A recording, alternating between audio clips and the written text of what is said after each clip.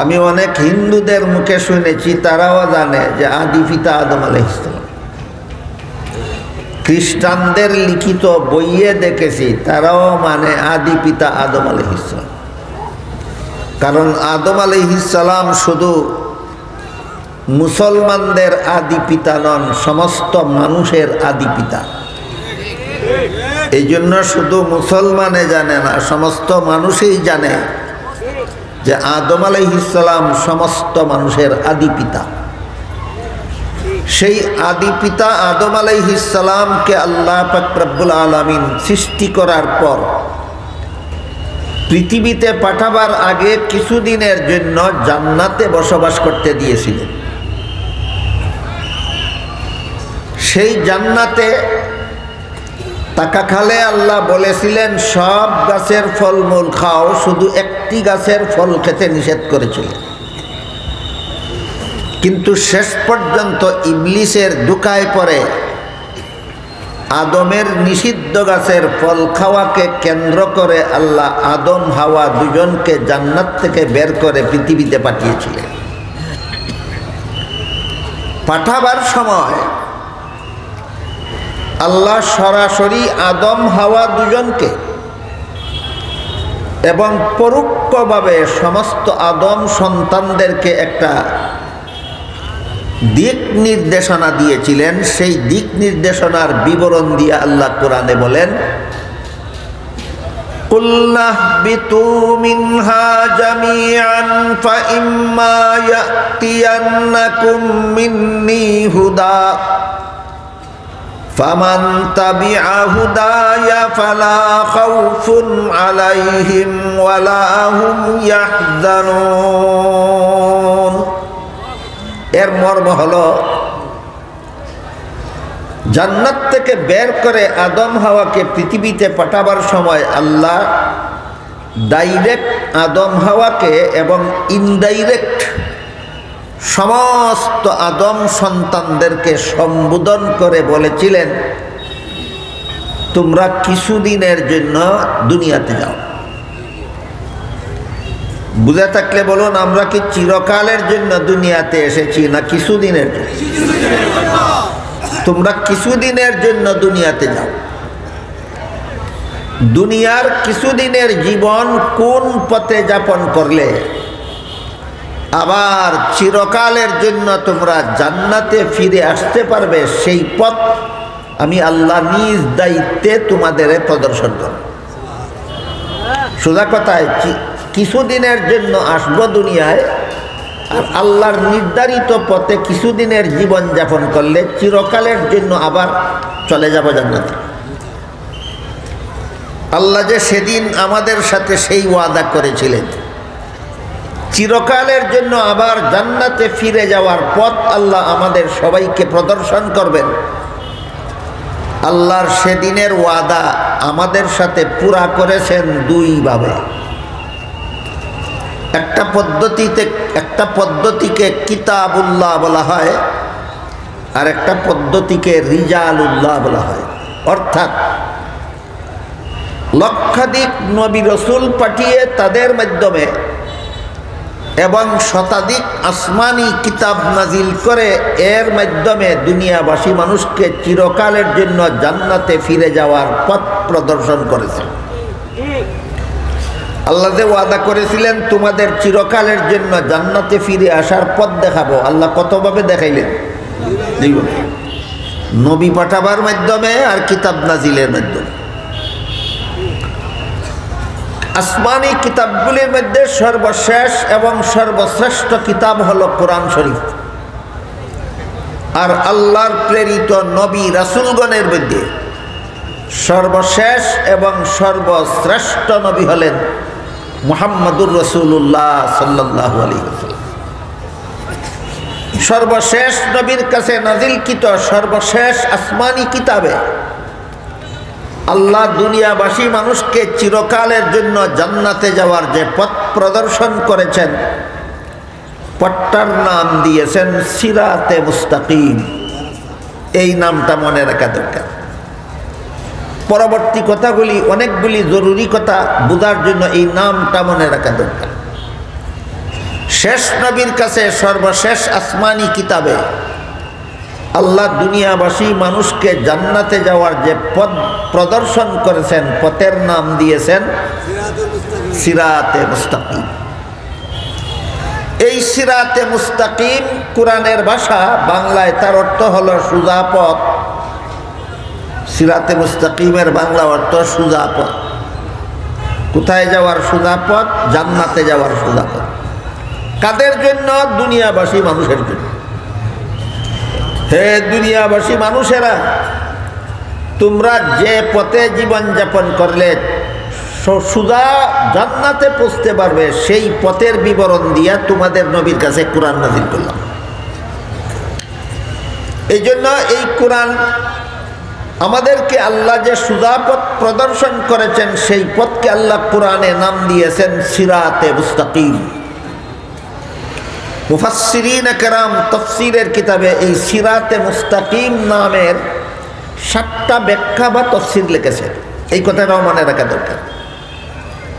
দুনিয়াবাসী মানুষের জন্য আল্লাহ চিরকালের জন্য জান্নাতে পৌঁছার যে পথ প্রদর্শন করেছেন, কোরআনের ভাষায় পথের নাম সিরাতে মুস্তাকিম, বাংলা ভাষায় তার অর্থ সোজা পথ। তাফসীর বা ব্যাখ্যা আছে কটা? 7টা। সিরাতে মুস্তাকিমের তাফসীর বা ব্যাখ্যা আছে কটা?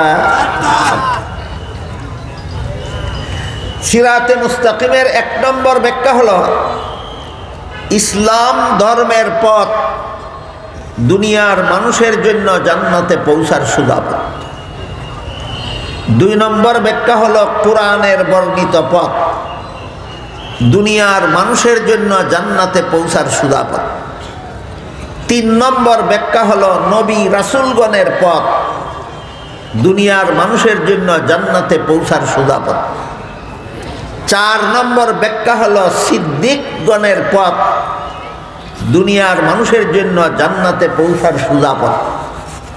5 নম্বর ব্যাখ্যা হলো শহীদগণের পথ, দুনিয়ার মানুষের জন্য জান্নাতে পৌঁছার সোজা পথ।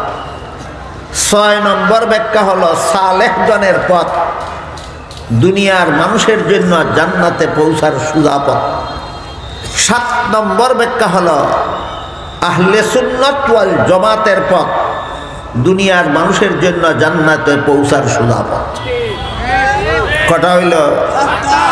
এই 7টার মধ্যে প্রথম 6টা আমার আজকের আলোচ্য বিষয় নয়, 7 নম্বরটা আমার আজকের আলোচ্য বিষয়।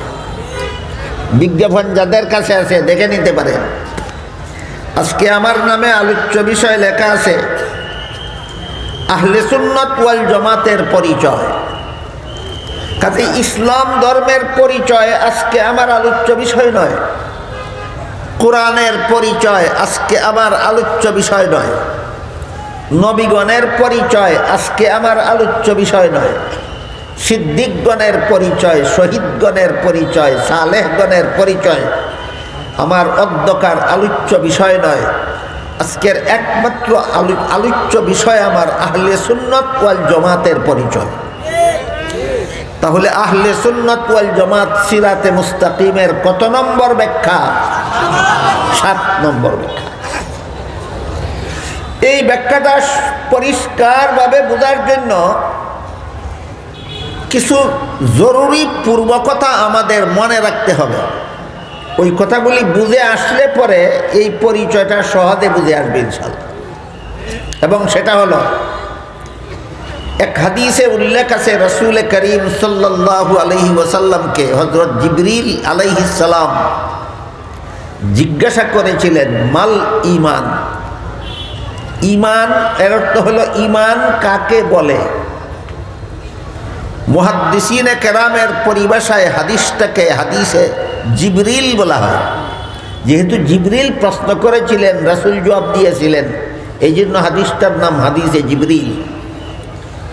যতগুলি প্রশ্ন জিবরিল ফেরেশতা রাসূলকে করেছিলেন, তার মধ্যে একটি প্রশ্ন ছিল মাল ঈমান, ঈমান কাকে বলে। জবাবে রাসূল বলে দিয়েছিলেন 6টি কথা বিশ্বাস করার নাম ঈমান। এইটা মনে রাখতে হবে। আহলে সুন্নাত ওয়াল জামাত চেনার জন্য মনে রাখতে হবে রাসূল বলেছেন 6 কথা বিশ্বাস করার নাম ঈমান। এটা মনে রাখতে হবে। কত কথা বিশ্বাস করার নাম ঈমান, তাই যদি জানে না, তা আহলে সুন্নাত বুঝবো কোথা থেকে? তা আহলে সুন্নাত বোঝার জন্য এটা পূর্ব শর্ত। আগে বুঝতে হবে, জানতে হবে, বিশ্বাস করতে হবে যে আমার রাসূল বলেছেন 6 কথা বিশ্বাস করার নাম ঈমান। এই 6 কথা হাদিসে জিবরিলে উল্লেখ আছে, আরো বিভিন্ন হাদিসে উল্লেখ আছে, কোরআনের বিভিন্ন আয়াতে উল্লেখ আছে। কিন্তু যে সমস্ত সাধারণ মুসলমান কোরআন হাদিস নিজে নিজে বুঝেন না, তারা এই 6 কথা পাবেন কিভাবে? তাদের পাওয়ার সুবিধার জন্য আহলে সুন্নাত ওয়াল জামাতের মনীষীগণ কোরআন হাদিস থেকে 6 কথা বাছাই করে একটা কলেমার অন্তর্ভুক্ত করে দিয়েছেন। এখন আপনাদের কোরআন হাদিস ঘাটাঘাটি লাগবে না, ওই কলেমাটা বুঝে শুনে গ্রহণ করলেই আপনি ঈমানদার হয়ে যাবেন। কলেমাটার নাম হলো ঈমানে মুফাসসাল। সেখানে বলা হয়েছে আমানতু বিল্লাহি ওয়া মালাইকাতিহি ওয়া কুতুবিহি ওয়া রুসুলিহি ওয়াল ইয়াউমিল আখিরি ওয়াল কদরি খাইরিহি ওয়া শাররিহি মিনাল্লাহি তাআলা ওয়াল বাসি বাদাল মাউত। এর মর্ম হলো, তর্জমা করে মর্ম বলতে গেলে সময় একটু লম্বা হয়ে যাবে, সংক্ষেপের জন্য আমি শুধু মর্মটা বলি। এর মর্ম হলো, আমি আল্লাহর প্রতি বিশ্বাস স্থাপন করলাম, আল্লাহকে বিশ্বাস করলাম। আমি আল্লাহর ফিরিস্তাগণে বিশ্বাসী হলাম। আমি আল্লাহর নাজিলকৃত আসমানি কিতাবগুলি বিশ্বাস করলাম। আমি আল্লাহর প্রেরিত নবী রাসূলগণকে বিশ্বাস করলাম। আমি আল্লাহর নির্ধারিত তকদির বিশ্বাস করলাম। আর পরকালের চিরস্থায়ী জীবনে আমি বিশ্বাসী হলাম। কটা হইল? 1 নম্বরে আল্লাহ বিশ্বাস, 2 নম্বরে ফিরিস্তা বিশ্বাস, 3 নম্বরে কোরআন বিশ্বাস, 4 নম্বরে নবী রাসূল বিশ্বাস, 5 নম্বরে তকদির বিশ্বাস, 6 নম্বরে আখিরাত। মনে রাখতে হবে, মনে রাখতে হবে। আমরা যদি বুঝে শুনে আহলে সুন্নাত ওয়াল জামাতের অনুসরণ করতে হয়, তাইলে কিছু কথা শুনতে হবে, বুঝতে হবে, মানতে হবে, স্মরণ রাখতে হবে। আর যদি বুঝে শুনে আহলে সুন্নাত ওয়াল জামাত হওয়ার ইচ্ছা না থাকে, গতানুগতিকভাবে আহলে সুন্নাত ওয়াল জামাত হতে চান, তাহলে বুঝারও দরকার নাই, স্মরণ রাখারও দরকার নাই। আমি আগে আপনাদের কাছে জানতে চাই, আপনারা কি তালে তালে আহলে সুন্নাত ওয়াল জামাত হবেন না বুঝে শুনে আহলে সুন্নাত? বুঝে শুনে আহলে সুন্নাত ওয়াল জামাত হতে গেলে ঈমানের 6 কথা আগে স্মরণ থাকতে হবে। রাসূল বলেছেন 6 কথা বিশ্বাস করার নাম ঈমান। আল্লাহ বিশ্বাস, ফিরিস্তা বিশ্বাস, কোরআন বিশ্বাস, নবী রাসূল বিশ্বাস, তকদির বিশ্বাস, আখিরাত বিশ্বাস। 1 নম্বরে আল্লাহ বিশ্বাস, 2 নম্বরে ফিরিস্তা বিশ্বাস, 3 নম্বরে কোরআন বিশ্বাস, 4 নম্বরে নবী রাসূল, 5 নম্বরে তকদির, 6 নম্বরে আখিরাত। দেখুন মনে থাকবে কিনা? মনে রাখতে পারলে বুঝে শুনে আহলে সুন্নাত ওয়াল জামাতের অনুসারী হতে পারবে। এই 6 কথা যে কোনো যুগের, যে কোনো দেশের, যে কোনো মানুষ বিশ্বাস করবে, সেই আল্লাহর কাছে মুমিন মুসলমান বলে গণ্য হবে। যে কোনো যুগের, যে কোনো দেশের, যে কোনো মানুষ এই 6 কথা বিশ্বাস করবে, আল্লাহ রাসূল বলেন সে আল্লাহর কাছে মুমিন মুসলমান বলে গণ্য হবে। 6 কথার কোনো একটি কথা যদি কেউ বিশ্বাস করে না, মানে না, সন্দেহ করে, তাইলে সে আর মুমিন মুসলমান থাকে না। যেমন কেউ যদি বলে আমি আল্লাহ বিশ্বাস করি না, আর মুসলমান থাকতে পারবে না। কেউ যদি বলে আমি ফিরিস্তা বিশ্বাস করি না, সে আর মুসলমান থাকতে পারবে না। কেউ যদি বলে আমি কোরআন বিশ্বাস করি না, সে আর মুসলমান থাকতে পারবে না। কেউ যদি বলে আমি নবী রাসূল বিশ্বাস করি না, সে আর মুসলমান থাকতে পারবে না। কেউ যদি বলে আমি তকদির বিশ্বাস করি না, সে আর মুসলমান থাকতে পারবে না। কেউ যদি বলে আমি আখিরাতের জীবন বিশ্বাস করি না, সে আর মুসলমান থাকতে পারবে না। 6 কথা বিশ্বাস করলে মুসলমান হয়, কোনো কথা অবিশ্বাস করলেই আর মুসলমান থাকে না। এই মহামূল্যবান কথাটা আজকাল আমাদের সমাজের অনেক মুসলমান জানেন না। না জানার কারণে যে ক্ষতিটা হয় সেটা হলো আমার নবী বলেছেন 6 কথায় বিশ্বাসী লোকটি মুসলমান, মুমিন মুসলমান। না জানার কারণে আমরা অনেক সময় মুসলমানকেও কাফের বলে দেই, আবার কাফেরকেও মুসলমান গণার চেষ্টা করি। মুসলমানকে কাফের বলে কেন, কাফেরকে মুসলমান বলে কেন? কারণ যে বলে সে নিজেই জানে না মুসলমান কাকে বলে আর কাফের কাকে বলে। এই জন্য সমস্ত মুসলমানদের আমাদের জানতে হবে, আমার নবী বলেছেন 6 কথা বিশ্বাস করে যে সে মুসলমান, এর কোনো কথা যে মানে না সে মুসলমান নয়, কাফের। আনুষঙ্গিকভাবে একটি কথা বলে ফেলি, আমি গভীরভাবে লক্ষ্য করেছি আপনারা সদা সর্বদা কাদিয়ানীদেরকে কাফের বলেন। সত্যই কাদিয়ানীরা কাফের, কোনো সন্দেহ নাই। সারা দুনিয়ার সমস্ত মুসলমানেরা জানে কাদিয়ানী কাফের, কিন্তু অনেক মুসলমান জানে না কোন কারণে কাফের। 6 কথার কত নম্বর কথা অমান্য করে কাদিয়ানী কাফের হল, এটা অনেকে জানে না। সব মুসলমানে জানে কাদিয়ানী মুসলমান নয়, কাদিয়ানী কাফের। কিন্তু 6 ইমানের 6 কথার কত নম্বর কথা অমান্য করার কারণে কাদিয়ানী কাফের হলো, এই কথাটা অনেক মুসলমানে জানে না। ওইটাও আমাদের জানা থাকতে হবে। বাংলাদেশে মাঝে মধ্যে কিছু বুদ্ধিজীবী গজাইয়া উঠে, বলতে থাকে ওরাও তো কলেমা পড়ে, নামাজ পড়ে, রোজা রাখে, হজ করে, যাকাত দেয়, কাফের হবে কেন? কে কাফের আর কে মুসলমান এটা সাব্যস্ত করা বুদ্ধিজীবীর কাজ নয়, এটা কোরআন হাদিসের গভীর জ্ঞানীর কাজ। নাগালে না পাওয়া অঙ্গখানা চুলকাতে যাইও না। তুমি যেটা জানো ওইটা নিয়ে নাক গলাও, যেটা জীবনে কোনোদিন লেখাপড়া করছো না এটা নিয়ে নাক গলাইও না। এদের খপ্পরে পরে আপনারাও যেন সন্দিহান হয়ে না পড়েন। এই জন্য সমস্ত মুসলমান যেহেতু আমরা বিশ্বাস করি কাদিয়ানী কাফের, আমাদের এই কথাটাও জানা থাকতে হবে ইমানের 6 কথার কত নম্বর কথা অমান্য করার কারণে কাফের। আল্লাহ পাক রব্বুল আলামিন পবিত্র কোরআনের সূরা আহজাবের 40 নম্বর আয়াতে আমাদের নবীকে একটা উপাধি দিয়েছেন, খাতামুন নবিয়্যিন। কি উপাধি?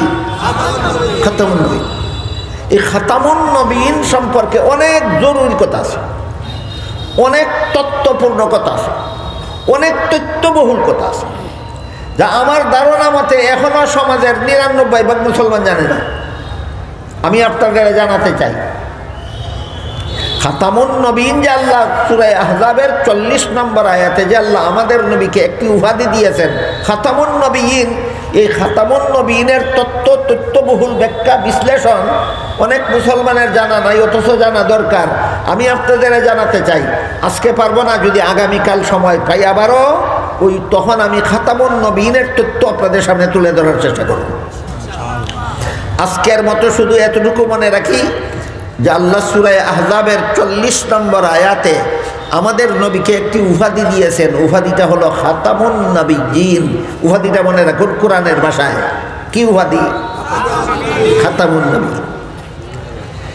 হাদিস শরীফে রাসূল করিম সাল্লাল্লাহু আলাইহি ওয়াসাল্লাম এই খাতামুন নবিয়্যিনের অর্থ বর্ণনা করে বলেন, আল্লাহ তো কোরআনে বলেছেন খাতামুন নবিয়্যিন, হাদিসে রাসূলের অর্থ বলেন, লা তাকুমুস সাআতু হাত্তা ইউবআসা দাজ্জালুনা কাযযাবুনা কুল্লুহুম ইয়াজআমু আন্নাহু নাবিয়্যুন ওয়া আনা খাতামুন নাবিয়্যিন লা নাবিয়্যা বাদি।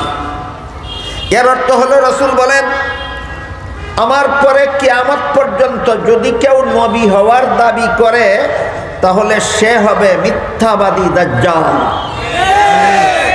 কারণ বর্ণনা করে রাসূল বলেন, আমাকে যে আল্লাহ খাতামুন নবিয়্যিন উপাধি দিয়েছেন এর অর্থ হলো আমার পরে আর কোনো নবী নাই, আমি শেষ নবী। তাহলে আল্লাহ বলেছেন খাতামুন নবিয়্যিন, রাসূল অর্থ বলেছেন আমি শেষ নবী। কাদিয়ানীরা মানে? তাহলে কোরআন শরীফের কোন সূরার কত নম্বর আয়াত না মানার কারণে কাদিয়ানী কাফের হইল? সূরা আহজাবের 40 নম্বর আয়াত অমান্য করে কাদিয়ানী কাফের হলো। কোরআনের আয়াত মানে না, কাদিয়ানী এর জন্য কাফের। তাহলে ঈমানের 6 কথার কত নম্বর কথা অমান্য করে কাদিয়ানী কাফের? 3 নম্বর।